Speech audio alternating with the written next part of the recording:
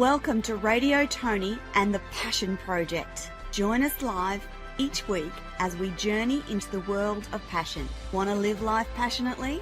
Finding your passion could be the difference between living life in the everyday and living life with meaning and purpose. Take these weekly lessons into life and business. Interact with your host, Toni Lontis, and her Passion Project facilitator, Wallman, as we conduct a passion mapping exercise with Toni live on air. Passion is everything.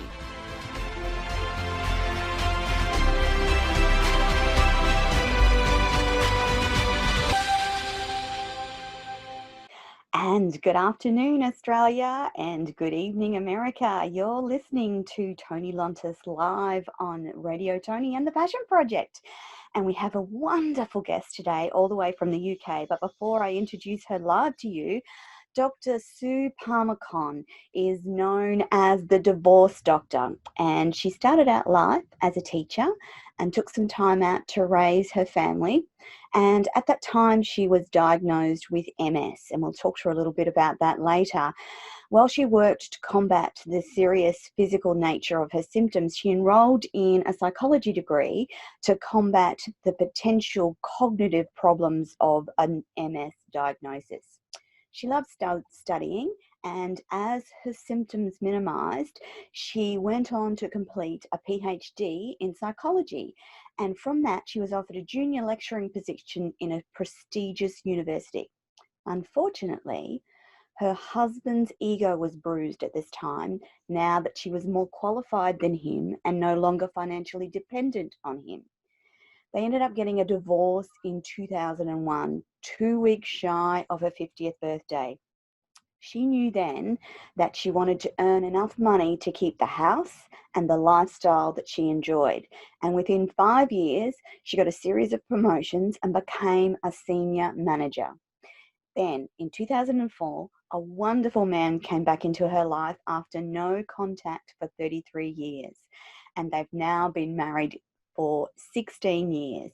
She continued to work, and eventually, as part of her pre-retirement plan, she got into coaching and training and is now a master health and wellness coach and a certified divorce coach.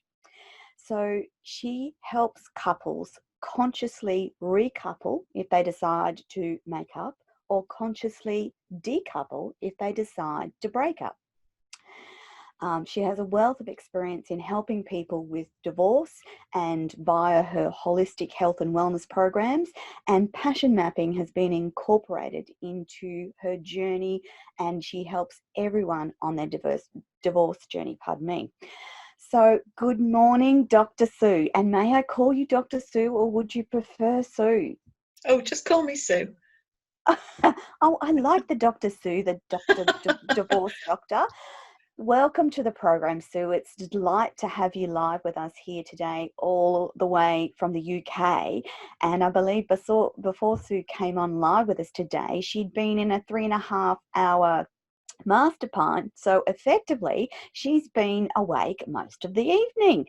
So Sue, let's talk about you and your journey with divorce.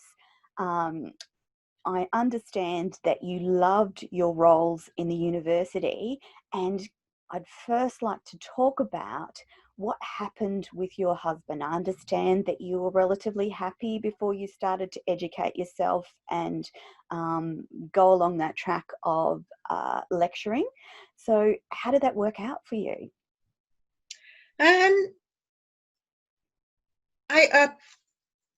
I never realised when we first got married that he wanted me to give up work to bring up the children. And this is, one of the things that I really am passionate about now is working with couples to realise what their life path is going to be together. Yes. I mean, having said that, I loved being at home with the boys. Yes.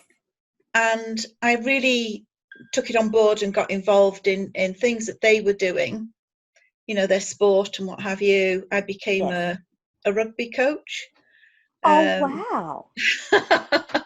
Yeah, never played rugby, but loved watching it.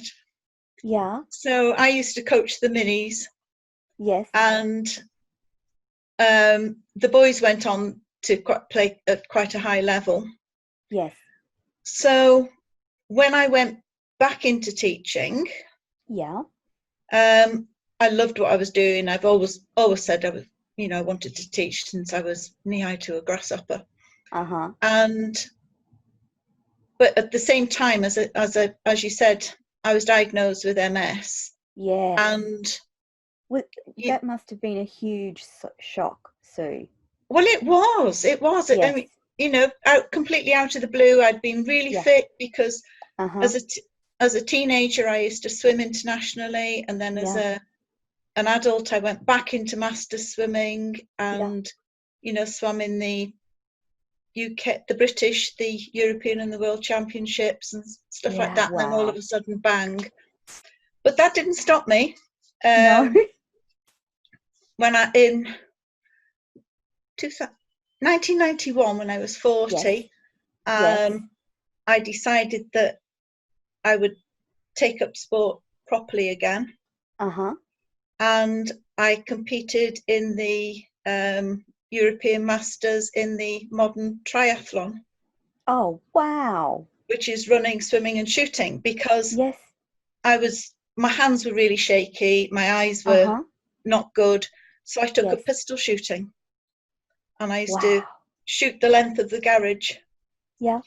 So, that's and did that sport help, do you think, with the MS? Oh, I'm sure it did. Yeah. My neurologist wasn't very happy, but I can imagine. But, I never overdid it. I knew when I had to stop. I knew I had to rest. Yes. But, as far as I'm concerned, I've beaten it. It's always going to be there in the background. But yes. I have, unless I get really stressed or really hot. Yes. It doesn't affect me.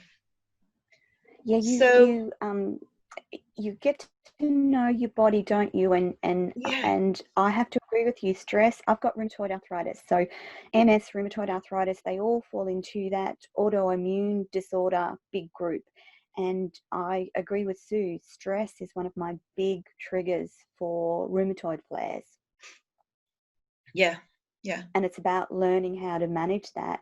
So that you stay healthy, because you can live with these diseases.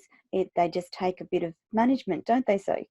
Yeah, absolutely. Yeah. You just need to recognise the symptoms and the signals and readapt. Exactly. So we become very good at adapting our lives to manage the symptoms of the autoimmune disease that we have. Yeah. So when you went back so when the boys were a little bit older, you decided that you were going to do the psychology degree. Had you always been interested in psychology, or was it something that you sort of developed a love of later in life? Well, my first degree was in geochemistry, which is very black and white. Wow. Yeah. And I wanted something that was grey. Yes. No clear answers. And when I was doing my teaching qualifications, you did a little bit of psychology there, and I thought, oh, that'll do. But I got bitten by the bug. Yes, because it's fascinating, isn't it? It's fascinating. Absolutely. How your mind thinks and how it has a relationship to your body, and how you have the power to change the way you think and view life. It's amazing, isn't it? Absolutely. And people, I always say to people that psychology is the only degree that you will use every day for the rest of your life. Yes, absolutely. But, you don't have to be using it professionally, but when you're interacting, you're using psychology. When you're making decisions, you're using psychology. Yeah.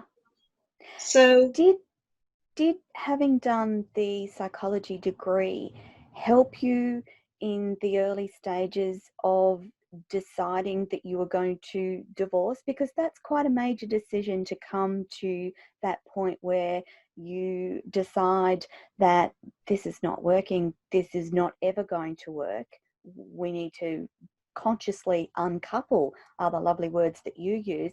It's hard to come to that decision, isn't it, Sue? It is. It's really, really hard. When I got married, as far as I was concerned, it was for life. Yes. Yeah. Yeah. But, sort of, we were married for 25 years when yes. we got divorced. And, sort of, I got a PhD, he got a girlfriend. So, oh, and then he got a PhD later, but he wasn't jealous. Oh, okay. But the funny thing was, when he was writing it up, yes, because I'd started him off when we were still married with I'd written a questionnaire for him. Yes. And when he was writing it up, he was sending me chapters, even though we were divorced. Oh. I'm being a natural teacher. Yes. I was just correcting it for him and doing it all right. So you were able to stay relatively amicable through that divorce process? Yeah, it's not worth falling out. You got 2 children. We were going to have grandchildren. Yes. And although I didn't agree with what he'd done, I could understand.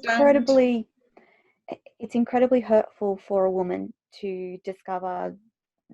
Was it a younger woman? Yeah.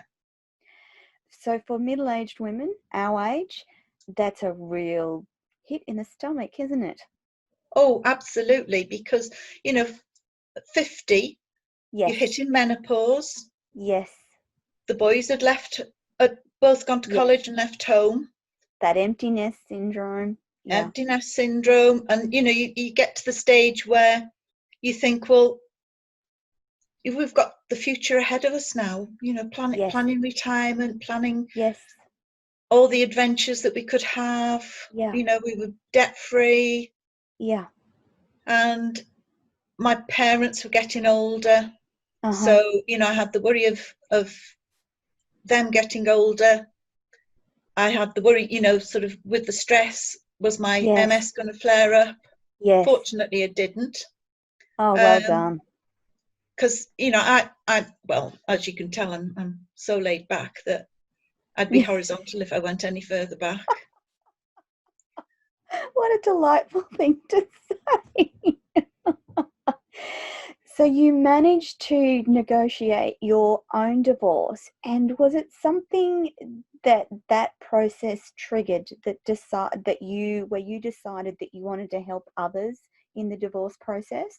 Absolutely. I mean, there was no such thing as divorce coaching when I was getting divorced. No. Yeah. But when I started work at the university, I found the only senior female academic. Yes.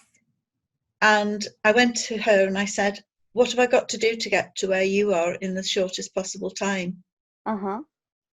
And she said, well, you need to do this, that, you need to write this paper, you need to get on that committee, you need to do this and that. And one by one, I ticked them all off. So she was a fantastic mentor. Yeah. But, there's not many people that can find a mentor like that to help. Yes. Yes. And, all my life, my raison d'etre has always been to make a difference, whether that's teaching or coaching or whatever I do. So, I just want to help women. Yes. Sort of find their purpose and passion. Yes. And thrive in this new exciting life that they're creating. Yes. Because every end is only a new beginning. Yeah. So Sorry, Sue, go on. So the end of a marriage is the start of a new life. Yeah. And often it happens to women in our 40s and 50s. And I actually feel that is a wonderful time in a woman's life. I think that you're coming into an age where your child raising years time has lessened. You never stop being a parent, but there's a wisdom and knowledge that comes with being that age that I find incredibly satisfying, and it's a wonderful age to be, don't you think? It's a wonderful age to discover yourself. Yes, You agreed. know, if I'm sure if I'd have been the sort of strong, independent woman that I am now when I Yes. was married, Uh-huh. it would have been a very different relationship. Yeah, yeah, yeah. But I was, I never wanted to outshine him or Yes. whatever, and so I sort of buried myself. Yeah. But now Yeah. with Bill, Yes. he's the wind beneath my wings. He's quite Yes. happy to push me up and up. Yes. Yes. It makes a huge I too have a husband who is very supportive and encouraging, and it makes a huge difference.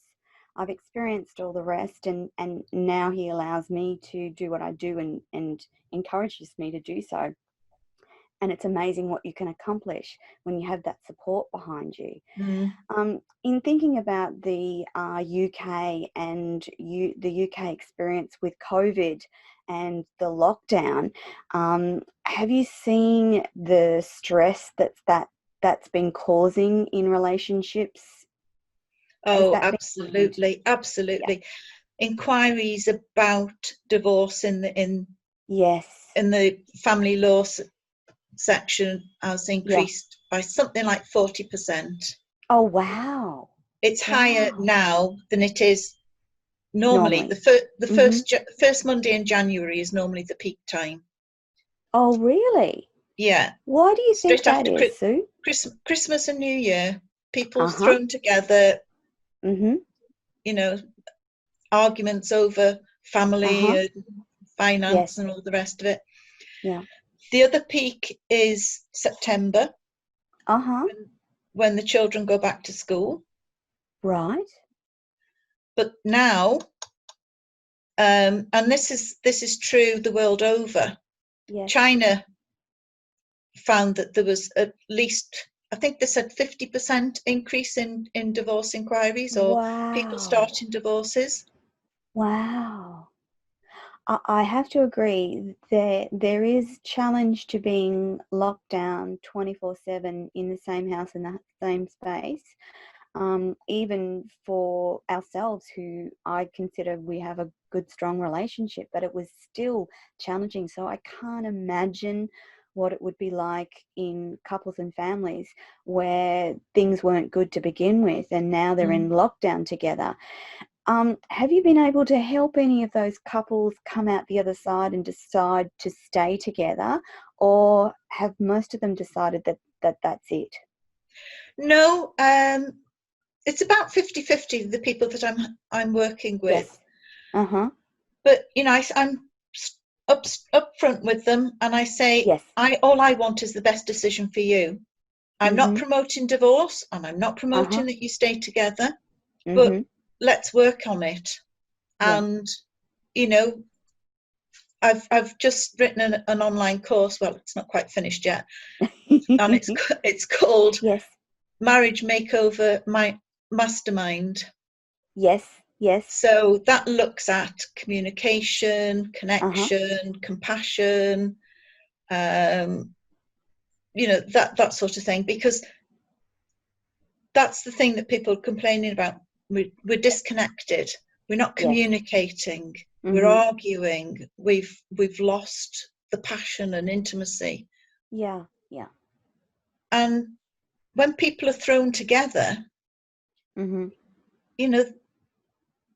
they they have three options, don't they? They turn Yes. towards, they turn away from, or they turn against. Yes.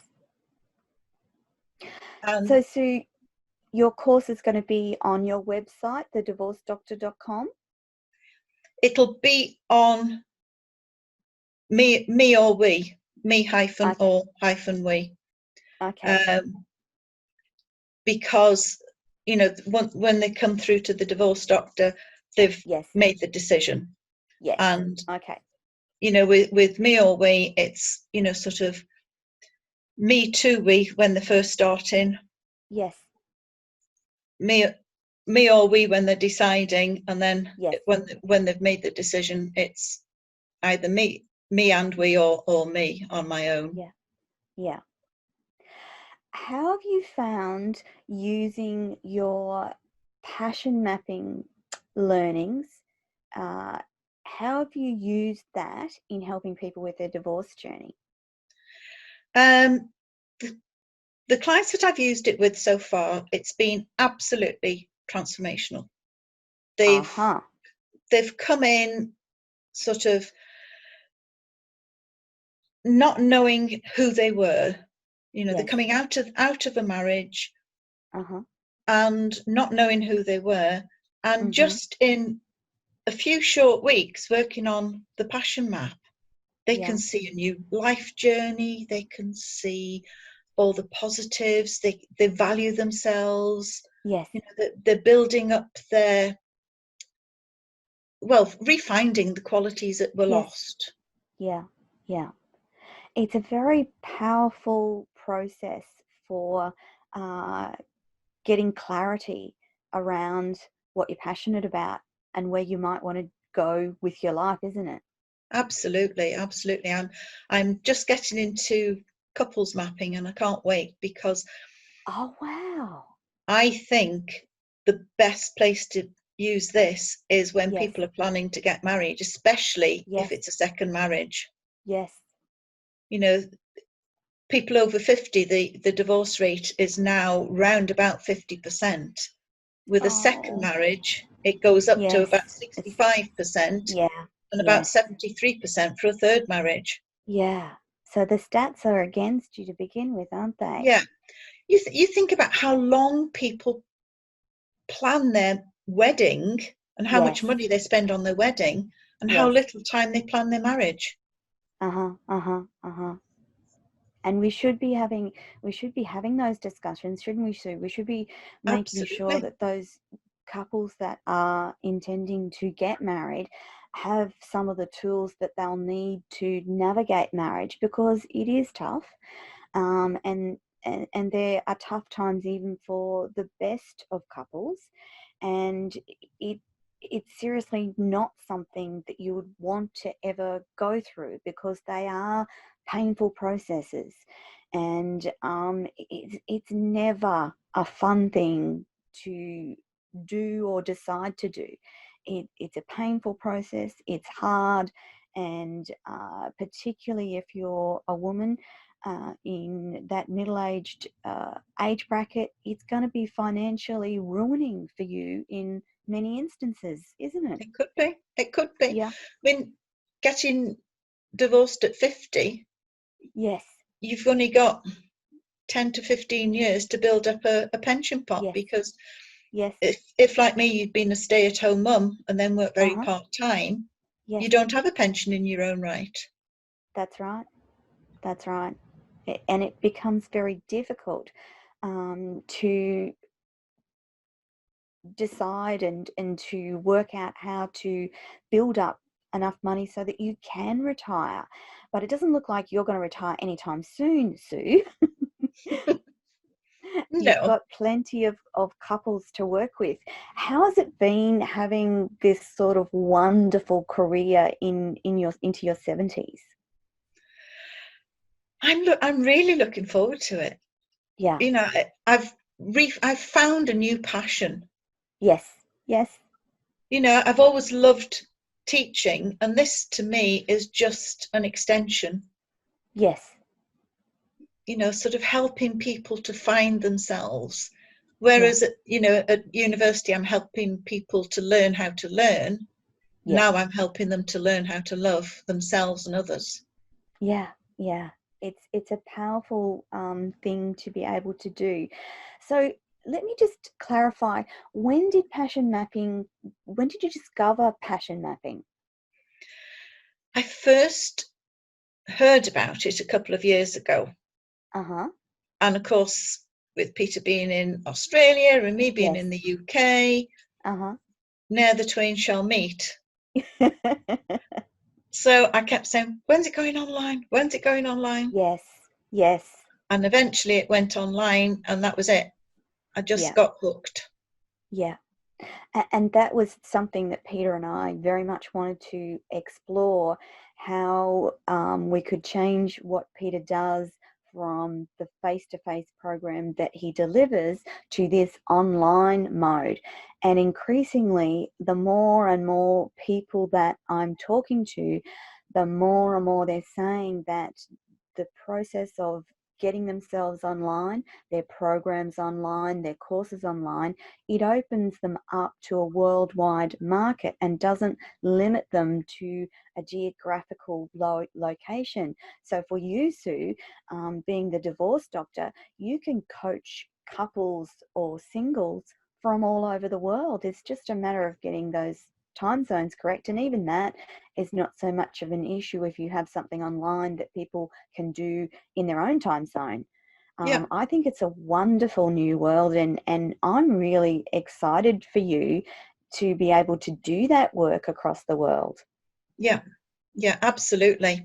You know, I've sort of cornered the market locally. Yes. The world is my oyster. Let's go global. Absolutely. So for those of you listening live in the US, jump on to Sue's site, which is divorce-doctor.com, and I'll get Sue to repeat her other website in a moment. And even if you just want to reach out to Dr. Sue, she is on Facebook as The Divorce Doctor. She's on LinkedIn under Sue Palmer-Conn, Instagram Sue Palmer-Conn, and Twitter as well. And so, Sue, that second website that you mentioned, what was that again? It's me-or-we.com. me-or-we.com. And that's where your courses for couples are going to be? Yeah. And what else? Tell me about what you envisage for the future. I would love to have a course, start off with a course where people learn all how to handle divorce, how to be a credible witness, client for the lawyers, and then sort of then move into a membership group where they get support from others going through the same thing. And if they want one-to-one coaching, they can have one-to-one coaching, including passion mapping. You offer all that already, the one-on-one coaching, don't you, Sue? At the moment I'm doing one-to-one coaching and small group coaching. And that's for couples and singles all over the world? Yeah. Fantastic. So you've got lots of things happening for you in the moment, and I can see a wonderful future with the work that you do and using passion maps. And what do you do in your downtime? Well, when the pool's open, I go swimming. Yes. Do you still do any of the masters swimming? No. Unfortunately, I broke my shoulder several years ago, so I've lost the symmetry in the swimming. And then 2 years ago, I had a knee replacement, so that put the kibosh on it. But I still swim for leisure. And do you travel as well? Well, obviously, when none of us are traveling much at the moment, particularly Australia is completely locked down and closed to international travel. But when that eventually opens up, do you travel over the world, or do you like to try and stay in the UK and Europe? I'm a globetrotter. Yeah. I've done 2 round the world lecture tours. Oh, fantastic! And did you lecture on divorce in particular, or what did you lecture on? No, it was more teaching and learning. Yeah. So that was, when was it? 2003 and 2008. So I've been to some lovely places. Have you been to Australia? I have. I've been there twice. Oh, good. So we might see you here again. Yeah, I nearly had a stepson living out in Australia. Oh, right. But his partner got homesick, so they came back Yeah, home. it's kind of a long way, Australia, the land down under, and until we get those supersonic jets, it's a bit of a traverse across the world to get here, unfortunately. But that's all part and parcel of it. Beg your pardon? That's all part and parcel of it. It is. It is indeed. So we are just about out of time, and I'm conscious that you have been up for so long. Peter usually pops back in at this time to say hello and goodbye, and I'll just wait and see if he's going to jump on and say good day. Hi, Sue. I just jumped on. There you go. Yeah.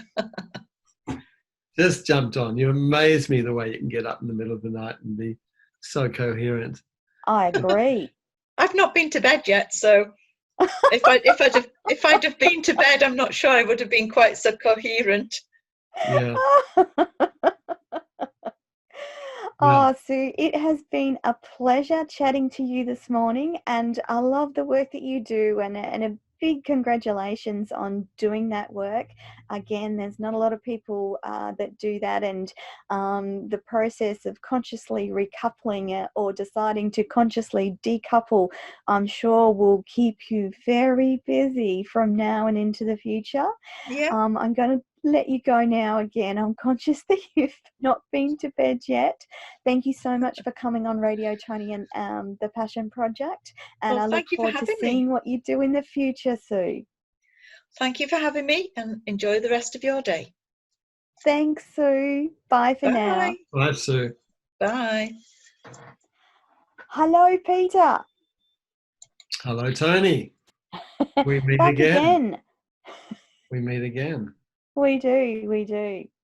Yeah, I do find it very humbling, that this work attracts so many extraordinarily accomplished people. Yes, beautiful people doing amazing things. Yeah, there's something about, wishing the best for everybody else, which you need to do in this, in this work. So yeah, so that was interesting. What an inspiration she is. Yeah, I think just about everybody can be, can't they? I mean, you're an inspiration to me, and thank you. All of the people who you've interviewed, I think, are inspirational to me. Yeah. So they're all uniquely special, and each have a unique and beautiful message that is them in a nutshell. So yeah. So isn't it all about just totally accepting them the way they are, totally, and just speaking to the best in people. Yes. Or just connecting with the best in people. Yeah. So I think we're taught to judge far too much. Anyway, exactly. It's lovely. And let age not be a barrier would be the other message. Yeah, the other thing I was thinking was, are people going to think that we only work with 70-year-old people? No. That we don't. We'll have a couple of 30-somethings next time. So yes. Because it is something. The passion mapping process is something that has something for everyone, no matter what your age. It will be helpful no matter what age, from 20-somethings to 70-somethings. You can all take something from the process that will give you that clarity about, what am I going to do next, or what am I really passionate about? Yeah, I mean, it's even worked for people in hospices. Yeah. It's a great gift for people in hospices about to, pass, that they get a sense of existential peace before they die, like that they've never had before. Yeah. So there's something just about this essence of who we are that's compellingly potent, I suppose. Yeah. So, I just am continually humbled, not only by the people I'm able to train, like Sue was. Yes.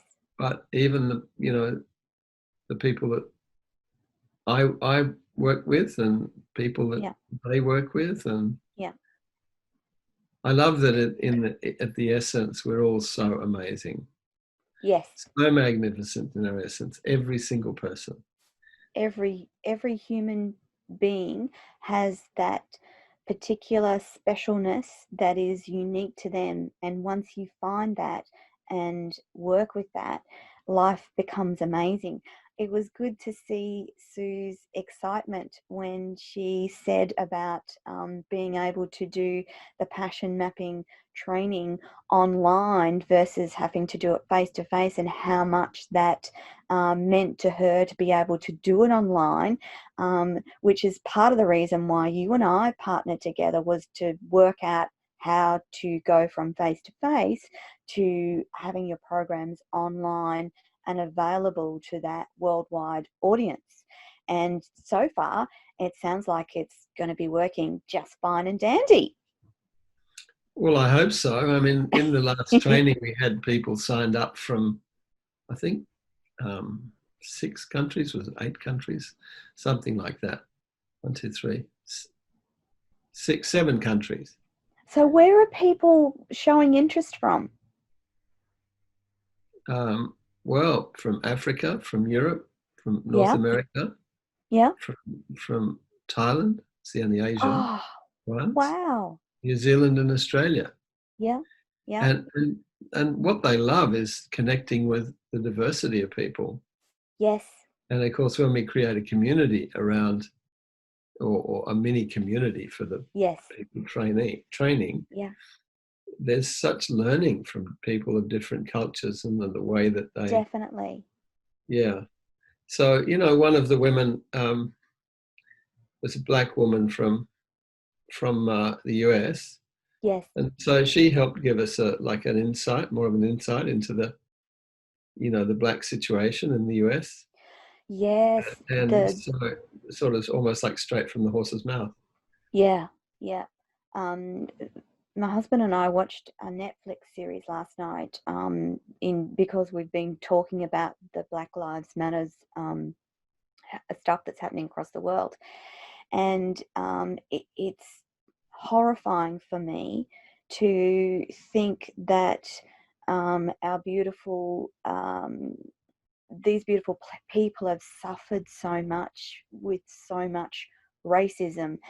And that particular series really brought home for me that it's a generation after generation after generation of racism across many governments.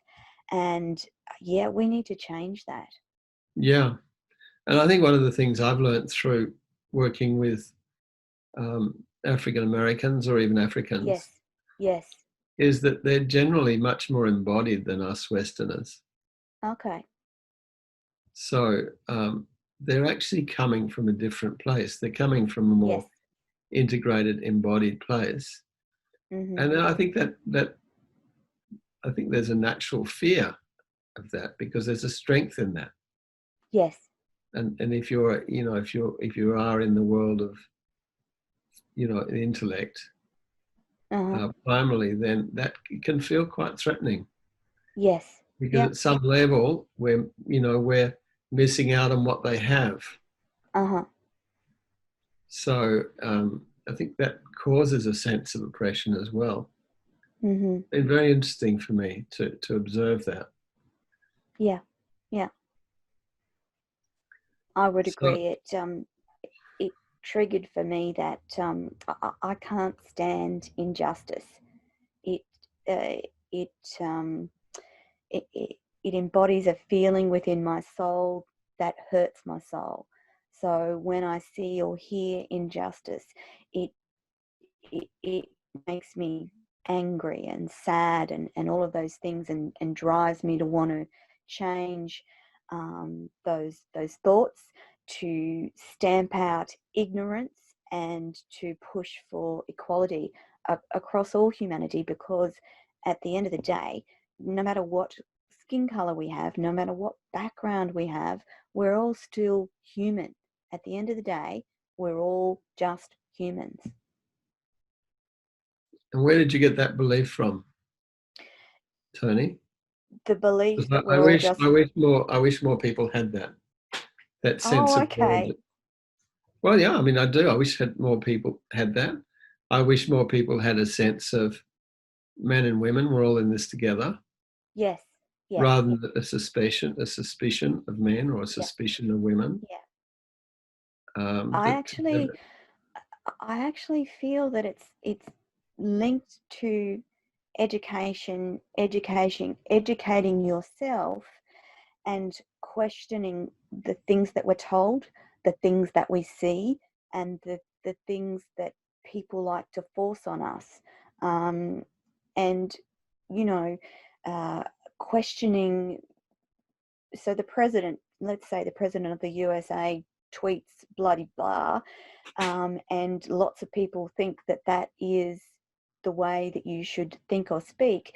It's only people that are strong enough to say, hey, that's not okay. You cannot speak about other human beings in that way. And I really hope that there's a world reckoning coming that will show more people standing up and saying, no, that's not okay. No, it's not okay to be racist. No, it's not okay to treat women that way. No, it's not okay to treat men that way. No, it's not okay to treat children that way. That's the world, though, I want to see for my grandson. Yeah. And how do you think they get that skill to stand up against everyone else?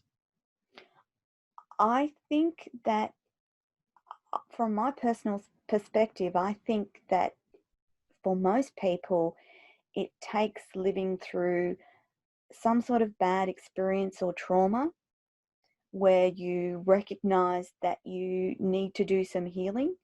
And I think the process of healing calls you into question things and ideas and ideals. And in that process, you suddenly start to wake up. And I guess that's the word. I'd like the world to wake up. I'd like them to realize that they're no better than anyone else. And the amount of money you have in the bank does not determine whether you're a good or a bad person. How powerful you are does not make you any better than the the downtrodden person who just hasn't had the same opportunities as you had. If you gave each human being equal and adequate opportunity to live their best life, we would see a phenomenal earth and humanity. But as you and I know, not everything's equal, and until everything is equal or aimed at being equal, there will always be the need to rise up and speak out about injustice and inequality. And as we're seeing now, Black Lives matter. Everyone's life matters, but in particular, the African American heritage is one of disadvantage. We need to change that. And do you think religion's part of this? I mean, if you're a Christian, you're better than other people because you're going to go to heaven, and they're all going to go to hell. I actually have a very strongly defined view on, let us call it, religious connotation to life, and that whole rhetoric that says, I'm better than you, that whole rhetoric that says you are an abominable person because you chose to have an abortion. You're an abominable person because you chose to have a divorce. No.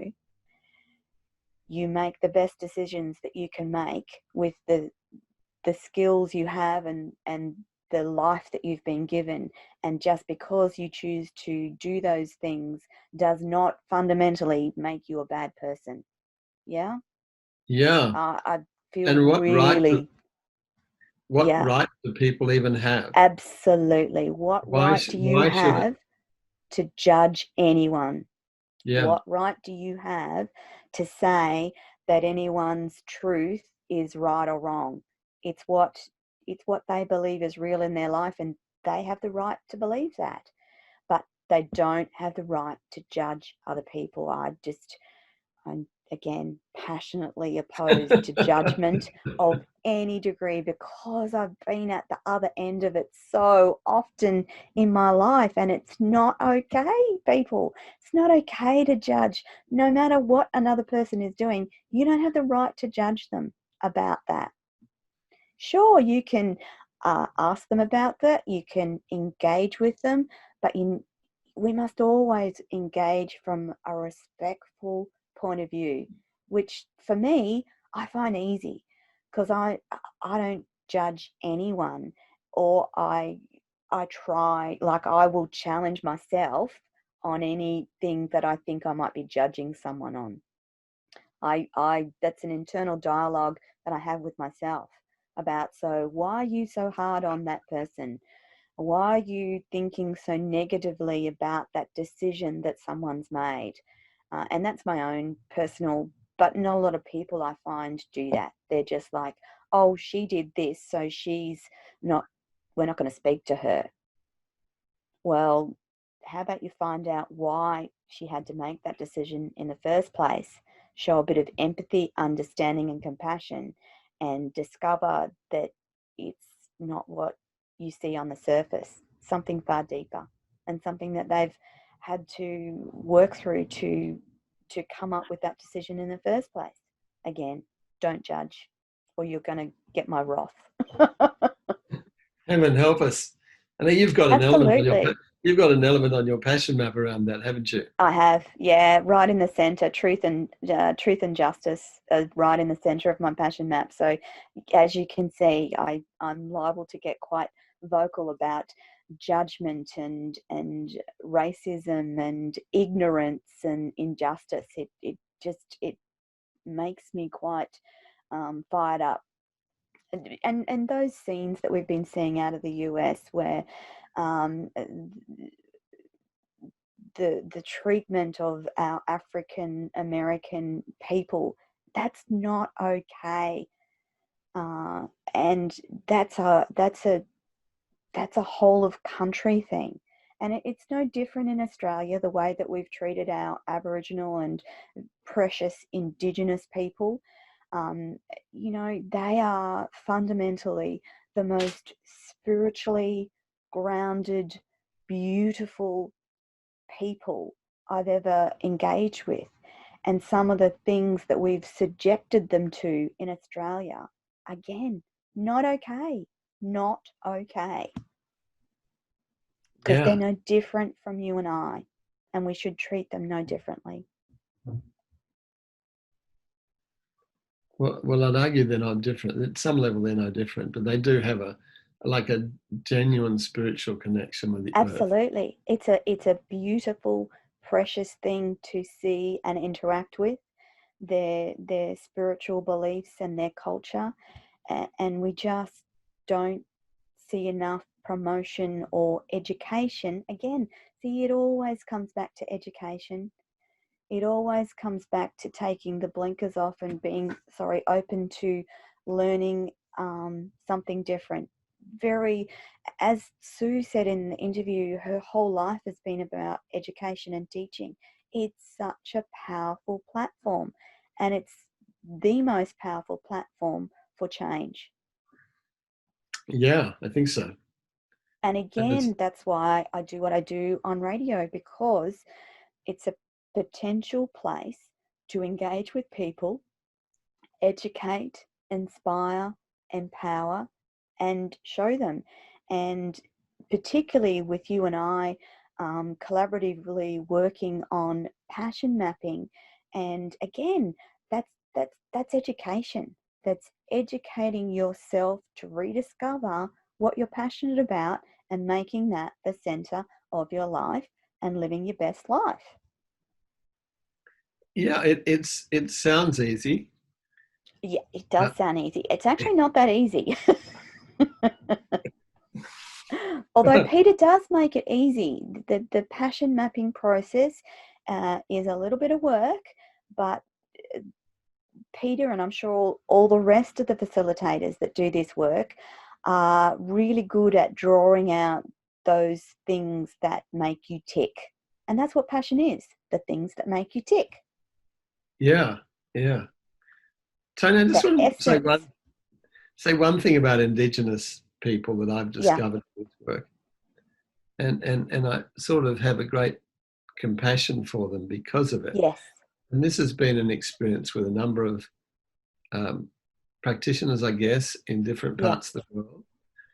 North America, the Maori people, yes, and Indigenous people here, is that, during the passion mapping process, you unpack really all of the things that bring people alive.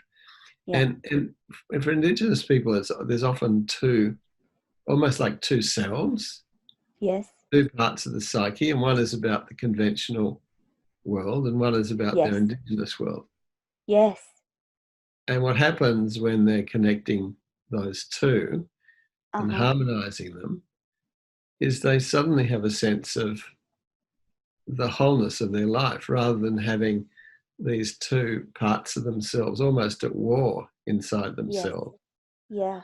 And so, it's extraordinary to just be working with someone in front of you who says, Peter, this is the first time I've felt whole in my whole life. Oh, wow. And it is from that unpacking and then putting it back together. Yeah. And it's the same with us too, like we unpack it and put it back together in a way that has its own integrity. Yes. And I don't know how it works. It's sort of magical in a way. I agree. You don't think, I was unsure how it would work, and then when it just unfolds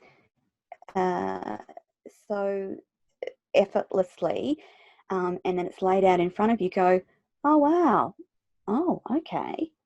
So in terms of that process for our Indigenous people, is it the power of reconnecting to their culture and their dream time and their rituals? Is that really important for them? Absolutely. And interesting enough, as you know, an image arises. And it's usually an Indigenous image that arises. Yes. And they're powerful images, aren't they? From their two halves of their, in a sense, their psyche. Yeah. So it's extraordinary, like what can happen when you go underneath the psyche, because the psyche, I always say the mind can argue with itself, but the body can't. Correct. So if you enter the body mind through the body, you're going with the same intention, but you get a much better outcome than if you're going into the body mind through the mind. Yeah. So that's sort of part of the underpinning of the philosophy of passion mapping. Yeah. And all of the inner knowledge is there. Yes. It's there. So, we're helping. It's like drawing it out and putting it on paper so that you can have a physical reference point, isn't it? Yeah, absolutely. And when there is a sort of relationship between the parts of ourselves that is, again, magical. Yes. So, when we worked together and you had your, Radio Toni disc. Yes. It was clear where it went, and it suddenly all of the rest of your life you can see in relationship to Radio Toni. Yes. Yeah. You can see the rest of your life in relation to truth and justice. Yes. So there's something just comforting to know. Very comforting. This is me, and this is how the different, I won't say parts of me, it's different expressions of me relate to each other. Yeah. Yeah, I just feel so blessed to do this work. It's amazing. It is. And it just, that connection with the people that you work with, and then how they go out into the world and use passion maps for their own individual direction. And again, like Sue, who's discovered this whole work around divorce, but using the passion mapping process in that work. And so you've got all of these facilitators across the world we absolutely need to be training more and more of them, so that the ripple effects of living life passionately go out across the world. Well, I think that's what we're trying to do, and it's you're really helpful in terms of creating a central central focus, I suppose, for the training program. Yeah. So as you know, that the people I was training were actually watching into our sessions. Yes. Yeah. We discuss them here on Radio Toni, but we've already done a session. Yeah. And I've introduced them to what was happening, and then they've watched a session, and then we've debriefed the session. So it's been a really fabulous learning experience, and I'm very, very appreciative and very grateful to you for allowing that to happen. Oh, it's been great, equally great for me too. And knowing that I'm in a tiny part helping you train those wonderful facilitators, that's just awesome. Yeah, so Sue was just in that last group. She's just she's sort of finishing off individually and now goes into couples. Yeah. And the couples work I just love. It's like she was talking about consciously decoupling. Yes. But in a way, creating your own personal couples map is like, it's like a conscious coupling. Yes. And it even starts with a simple thing, like what's the highest expression of who we can be together? Yeah. And I don't know any couples. I've never met a couple I have actually a couple of people who've actually done that. They've sat down and said, look, what's the highest expression of who we are together? Yeah. And then when we start with that, it's a gift. It's a gift already. Yeah. Even though and then the whole process is based on that. But it doesn't mean that it always works. The other thing is there's a reality to it. Yeah. And certainly some people, when they try and get a couple's passion map together, they can't. Yeah. It doesn't knit. It doesn't knit energetically or spiritually or however you think of it. And they just shouldn't be together. They just, Yeah. Hey, Peter, I think we're almost out of time. Already? I think we've overshot our mark today, and we were just getting into the whole conscious coupling and passion mapping. We'll leave that over for another day. Listen, wonderful audience, thank you for joining us today. Thank you, Peter. Thank you, Dr. Sue Palmer-Conn. We really must go, or the delightful Don will be booting us off. So thank you, everyone, for listening. Thank you, Peter, and over to you, Don. Thanks, Toni.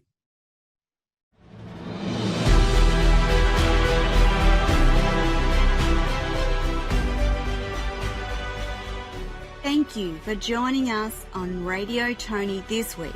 Tune in next week for the next episode of Radio Toni and the Passion Project. Live streaming each week, part of the journey. Discover your passion, learn about your purpose, and connect with Toni and Peter. This show is proudly brought to you by Passion Maps. https://www.passionmaps.com.